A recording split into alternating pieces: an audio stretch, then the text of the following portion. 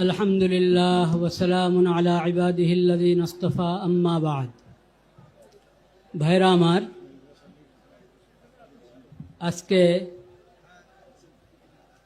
একটা গুরুত্বপূর্ণ ইমানি বিষয়, সবচেয়ে গুরুত্বপূর্ণ ইমানি বিষয় নিয়ে আমরা এখানে একত্র হয়েছি। বিষয়টা সবার কাছে স্পষ্ট, কিন্তু কিছু লোক অস্পষ্টতা সৃষ্টি করার চেষ্টা করে। ওই বিষয়ে আমি এক দুটো কথা বলতে চাচ্ছি। আরে ভাই,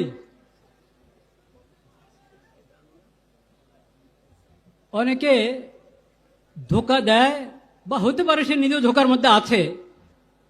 সেটা হলো এটাকে মযহাবের ইখতিলাফ মনে করে। হানাফি, শাফি, হাম্বলি মযহাব, দেখেন সব মযহাব আহলুস সুন্নাত ওয়াল জামাতের অধীনে। আহলুস সুন্নাত ওয়াল জামাতের এক একটি মযহাব। কাদিয়ানী আহলুস সুন্নাত ওয়াল জামাত হবে দূরের কথা, ওরা তো ইসলামের গণ্ডির থেকে বাইরে। কাজে এটা মযহাবের ইখতিলাফ নয়। 2 নম্বর, কেউ কেউ এটাকে ফিরকার ইখতিলাফ বানাতে চায়। খবরদার, ফিরকা আহলুস সুন্নাত ওয়াল জামাতের মতো হেদায়েতের উপরে তো নাই। ওরা গোমরা। যত ফিরকা, বেদাতি ফিরকা, গোমরা ফিরকা, ওরা গোমরা। কিন্তু তারপরও কোনো না কোনোভাবে কোনো রকম ইসলামের গণ্ডির মধ্যে আছে। কিন্তু কাদিয়ানীরা ইসলামের গণ্ডি থেকে বাইরে। কাজে কাদিয়ানীরা কোনো ফেরকাও না। এরা 72 ফেরকার কোনো ফেরকা না। এরা পুরা ইসলামের পুরা গণ্ডি থেকে বাইরে। তাহলে এটা মযহাবেরও ইখতিলাফ না, ফেরকারও ইখতিলাফ না।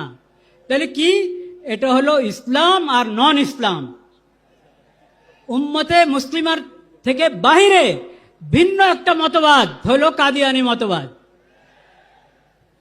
এটা স্পষ্ট থাকতে হবে সবার কাছে, প্রশাসনের সবার কাছে, সাংবাদিকদের সবার কাছে স্পষ্ট থাকতে হবে। আরো একটা ধোঁকা, প্রতারণার শিকার হয় বা স্বীকার করতে চায় অনেকে, যে এই দেশে তো কত মুসলিম আছে, কাদিয়ানীরা থাকবে, সমস্যা কি? কাদিয়ানীরা থাকবে ইসলামের পরিচয় নয়, মুসলিম পরিচয় নয়, অমুসলিম পরিচয় থাকবে। এই কথাটা প্রশাসন বুঝে না যে তা না, খুব ভালোভাবে বুঝে, সাংবাদিকরা বুঝে, কিন্তু তারা আমানতদারি রক্ষা করে না। নিজেরা মনে হয় ধোকার মধ্যে থেকেও ভান দেখায়, বুঝে না। আসলে সবাই বুঝে। যদি না বুঝে তাদেরকে বোঝা দরকার, শিখা দরকার। ইসলাম, ইমান কাকে বলে, আকীদা কাকে বলে, এটা বুঝতে হবে তাকে।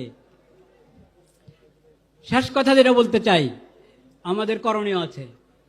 আমাদের করণীয়, প্রশাসনের করণীয়, নিজেদের ঈমান এবং ইসলামের পরিচয় দেওয়া। এই বিষয়, কাদিয়ানী বিষয় যে ঈমানী দায়িত্ব, সেই ঈমানী দায়িত্ব পালন করে